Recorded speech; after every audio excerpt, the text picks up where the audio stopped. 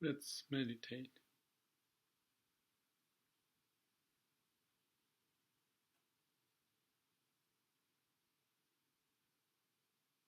I want to touch on Myokoni, and they don't meditate, but I think it's worthwhile to spend a little time on this. Their way of liberation, if you want to call that,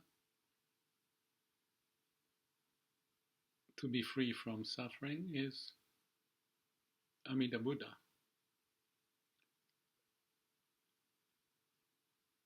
I'm not totally into Shin Buddhism, except Daisetz and his influence. I have some knowledge, and I have read, and there are a bunch of YouTube videos in Japanese that I could see. Not many people watch it, but it's very profound. So I want to say something about it, and I also put some information in the description. I'm not to confuse you, but the point of that Shin Buddhism and Myokoni especially is that the Myokoni is not so intellectually oriented. Maybe that's too much to say, but they are often illiterate and coming from the farmers or carpenters in Japan in the remote area. But Shin Buddhism has influenced a great deal, and their famous point is Amida Buddha, to save whoever believes in Amida's bow, which is Amida would help you. Without getting into detail, people believe it. Not many, but those Myokoni are very famous, and they behave as if they are enlightened in Zen, or whatever the term you want to use, that they are liberated and very compassionate people. So if Zen is more into intellect, Shin Buddhism, or Myokoni especially, is more emotion, compassion oriented. But the main point, similar to Samadhi, or if not identical, is, like I said, get rid of who you are, meaning no self. Ego is gone. And Amida Buddha almost make me to realize that Amida Buddha replaces those Myokoni by them behaving very compassionate, beyond reason, if I may add.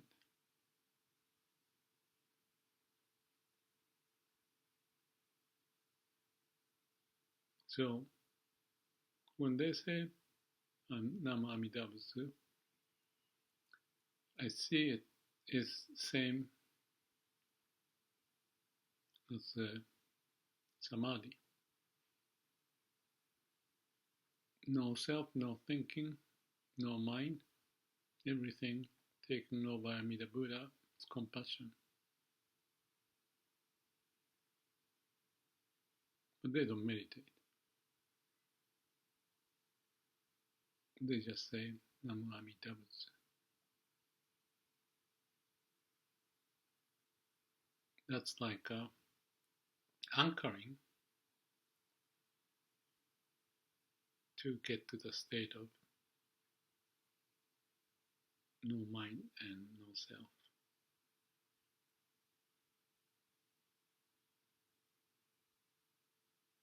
Many of them may have felt emotionally about some of the mishaps, the problems they had, or feel guilty about the past or whatever they may have done. So they're looking for savior, and Amida Buddha in this case is the one. And in Japan, Shinran pointed this and spread out in Japan. Many people became Shin Buddhist.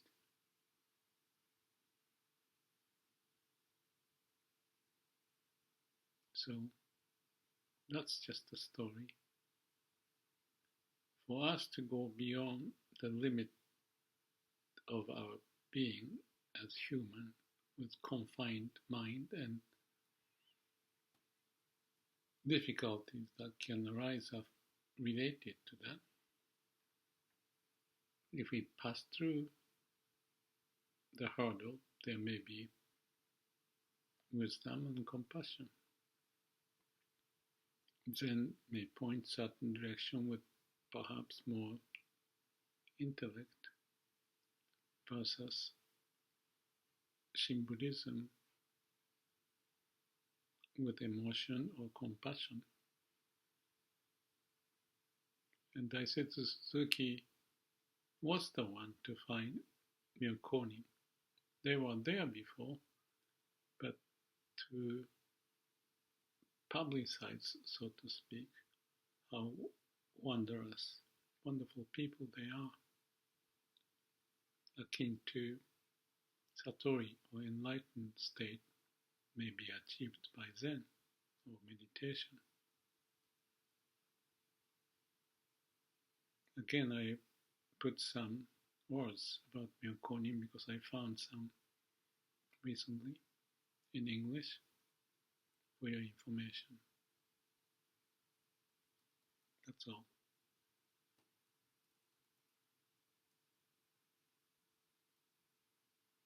In meditating, we don't create any image of Amida Buddha or anything.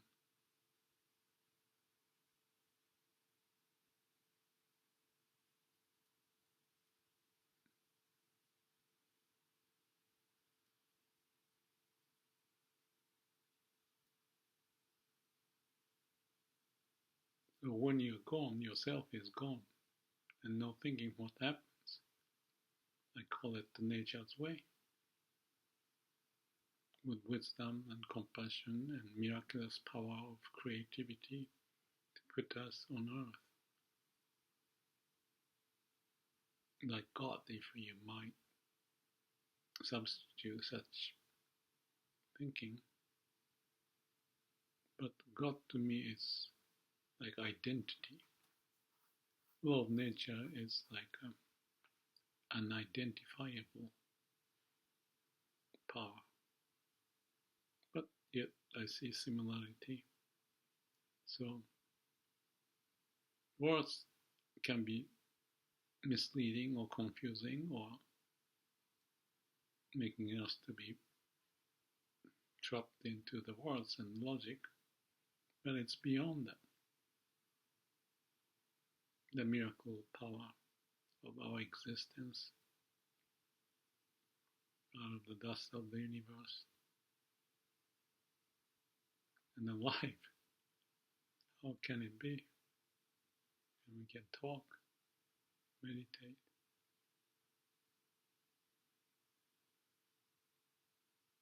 and heal.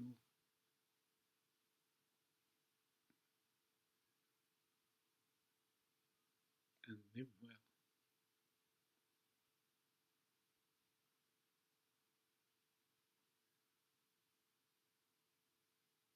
It's up to you to find. But if there's no you, that sounds like a koan.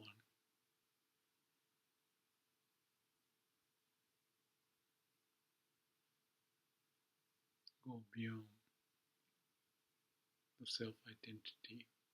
Go beyond the confined mind. Focus on breathing.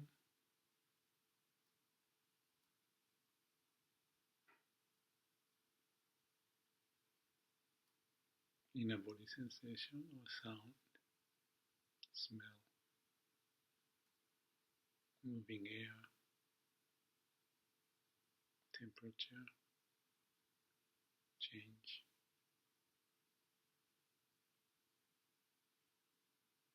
even vibration of the body cells being alive.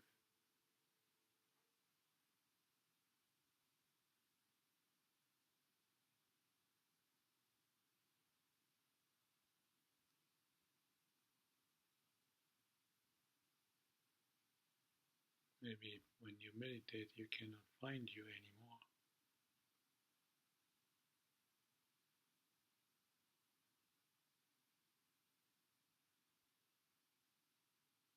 Then that you become the whole universe. Maybe.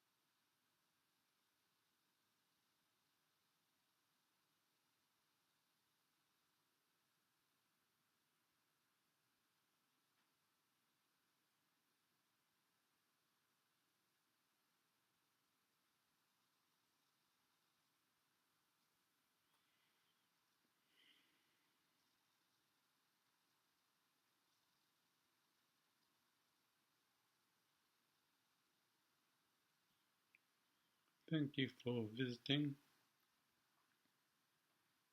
You have a good day, good life. May all beings be happy.